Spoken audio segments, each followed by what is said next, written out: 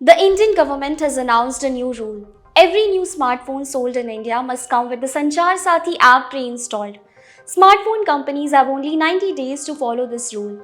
The aim of the app is to help block stolen phones and reduce fraud.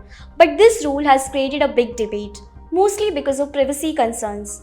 One of the biggest companies affected is Apple. Apple is very strict about how it handles its user data.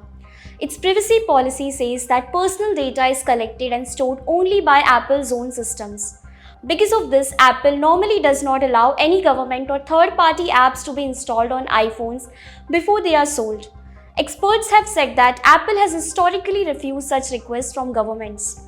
India is not the first country to take this path. Russia recently forced smartphone companies to pre-install a government messaging app called Max. But Max has widely criticized because it could reportedly collect sensitive data like metadata, IP addresses, and contact lists. Many people feared it could be used for government surveillance.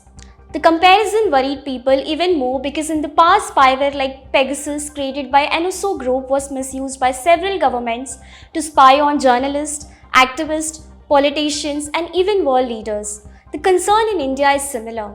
What happens to user data when an app is forced onto every phone, and what happens if user cannot remove it? With Sanchar Sathi, once it is installed, you cannot disable it. Even people who already own phones will get the app through software updates.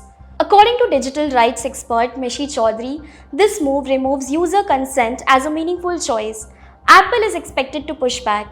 Experts say the company might try to negotiate with the government, maybe asking to show a prompt that nudges users to install the app instead of forcing it. Apple has been in a similar situation before. In 2018, India wanted all smartphones to support its anti-spam app, Telecom Regulatory Authority of India (DND).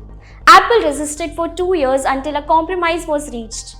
The bigger question now is about data and control. When a government forces an app onto every device, who really controls the user's information? And what happens if that data is being misused or leaked?